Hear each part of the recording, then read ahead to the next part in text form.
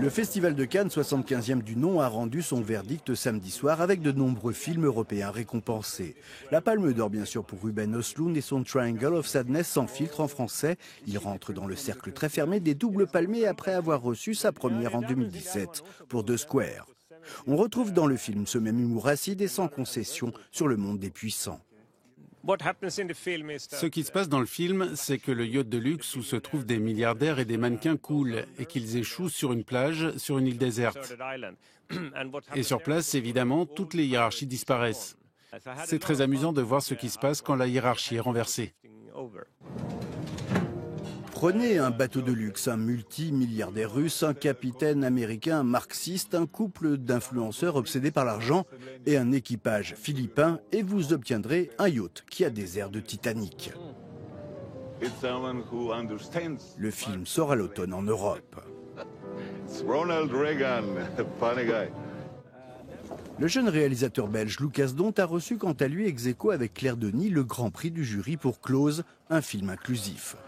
Nous sommes un pays et c'est unique. Dans ce pays, on a plusieurs langues. Et donc, pour moi, c'est important de faire un film qui fait une combinaison de plusieurs langues. Je pense que trop de fois, on pense dans ce box d'une langue. Et je pense que j'ai envie, comme avec tout, de casser ces frontières et en fait faire un film où plusieurs choses peuvent exister l'un à côté de l'autre. Un film comme une ode à la tendresse qui suit au plus près le passage à l'adolescence de deux amis d'enfance. Tu veux dormir chez Rémi ce soir? Tu veux venir chez nous un jour? Un bijou de délicatesse et de justesse, servi magnifiquement par le jeune acteur Eden Dambrin. Un autre film belge coproduit avec la France et l'Italie a reçu le prix du jury ex aequo Les Otto Montagnier, signé par un couple à la vie comme derrière la caméra.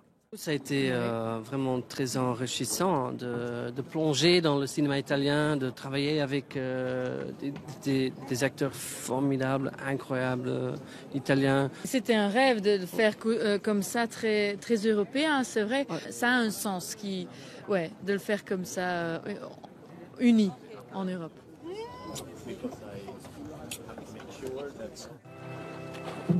L'histoire de deux hommes qui ont grandi ensemble dans les superbes paysages de la vallée d'Aoste. Tandis que Bruno reste fidèle à sa montagne, Pietro parcourt le monde. Au cours de ce voyage, ils font l'expérience de l'amour et de la perte, mais surtout d'une amitié à la vie, à la mort.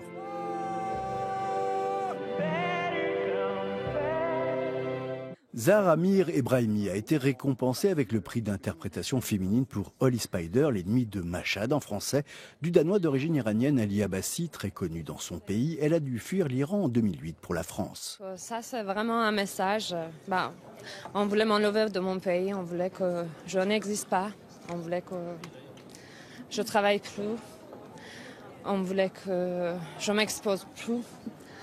Mais je suis là, j'ai surpris. Et ça, c'est un message fort quand même. Les nuits de Mashhad nous plongent dans la société iranienne à travers les yeux de cette journaliste incarnée par Zahar Amir Ebrahimi qui enquête sur un serial killer de prostituées. Le film sort partout en Europe à partir du mois de juin.